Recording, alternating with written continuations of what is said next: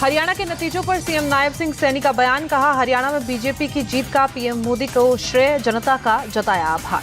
CM Saini ने कहा, PM Modi के नेतृत्व में बीजेपी की ऐतिहासिक जीत। पीएम की नीतियों पर हरियाणा में लोगों ने मुहर लगाई।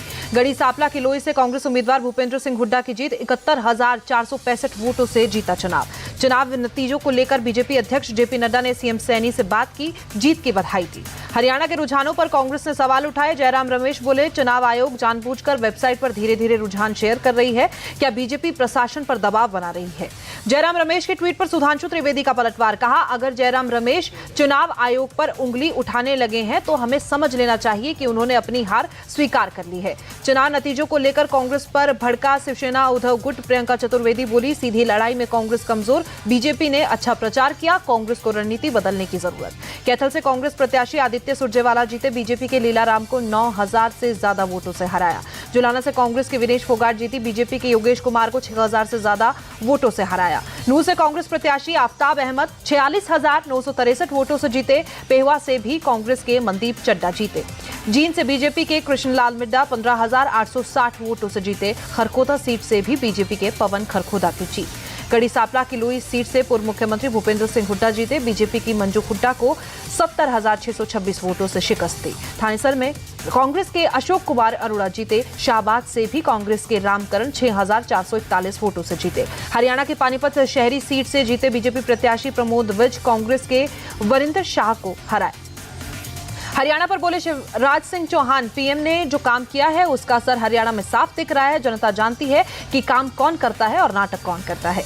शिवराज सिंह बोले, कांग्रेस हवा में उड़ रही थी, बीजेपी ने अपने काम के नाम पर जनता से वोट मांगे। अनिल विज ने कांग्रेस पर साधा निशाना। बोले, कांग्रेस नफरत की राजनीति करती है, वो मोहब्बत की दुकान में नफरत का सामान बेचते हैं। चुनाव नतीजों को लेकर बोले यूपी के डिप्टी सीएम ब्रजेश पाठक, हरियाणा और जम्मू कश्मीर दोनों ही जगहों पर जनता ने बीजेपी के पक्ष में मतदान किया। हरियाणा विधानसभा चुनाव नतीजों को लेकर यूपी के डिप्टी सीएम केशव प्रसाद मौर्य का ट्वीट। बोले, बीजेपी ही वर्तमान, बीजेपी ही भविष्य।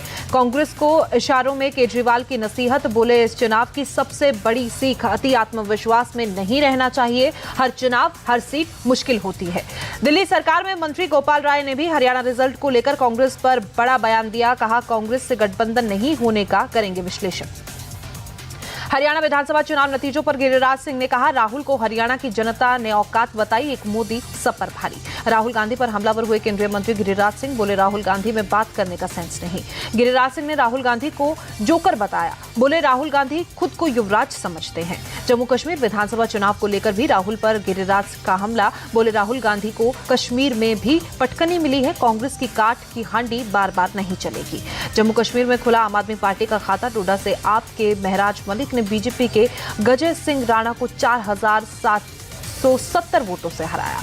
डोडा में आपकी जीत पर केजरीवाल का ट्वीट। कहा, महराज मलिक ने बीजेपी को हराकर शानदार जीत हासिल की, बहुत बहुत बधाई। जम्मू कश्मीर की कुरेद सीट से नेशनल कॉन्फ्रेंस की जीत। नजीर अहमद 11,000 से ज्यादा वोटों से जीते। श्रीनगर में फारूक अब्दुल्ला ने कार्यकर्ताओं से मुलाकात की, अभिवादन स्वीकार किया। रुझानों में कांग्रेस और नेशनल कॉन्फ्रेंस गठबंधन को बढ़त है। जम्मू कश्मीर में चुनाव परिणामों के बीच पूर्व डिप्टी सीएम कविंद्र गुप्ता का बड़ा बयान। कहा, नेशनल कॉन्फ्रेंस, कांग्रेस या किसी के माई के लाल में दम नहीं है कि वो धारा 370 वापस लाए। कविंद्र गुप्ता बोले, घाटी में समीकरण ऐसे हैं जो हमारे पक्ष में नहीं है, अन्यथा हमारी सीटें बढ़ती। लखनऊ में सीएम योगी ने अनुसूचित जाति और जनजाति आयोग के नए सदस्यों के साथ पहली बैठक की, कई मुद्दों पर बात की। महाराष्ट्र के मुख्यमंत्री एकनाथ शिंदे की तबियत बिगड़ी। आज होने वाली कैबिनेट की बैठक रद्द। सीएम शिंदे ने अपने निजी कार्यक्रम में रद्द की। दिल्ली में बीजेपी अध्यक्ष जेपी नड्डा के घर हुई झारखंड बीजेपी कोर ग्रुप की बैठक। गृह मंत्री अमित शाह भी शामिल रहे। ईडी का सम्मन मिलने पर मणिपुर कांग्रेस अध्यक्ष किशम मेघचंद्र ने जताई हैरानी। कहा, मैं आश्चर्यचकित और भ्रमित हूं कि मुझे ईडी से सम्मन पत्र कैसे और क्यों मिला।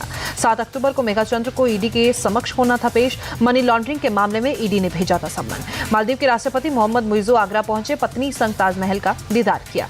मूर्ति खंडित करने वालों को यूपी के सीएम योगी की कड़ी चेतावनी। कहा, किसी भी धर्म, जाति, मत या संप्रदाय के खिलाफ अपमानजनक टिप्पणी स्वीकार नहीं। सीएम योगी ने हिंदू धर्म के देवी देवताओं के खिलाफ अपमानजनक टिप्पणी करने वालों को चेताया। कहा, कानून को हाथ में लेने वालों को कानून की गिरफ्त में आना ही होगा।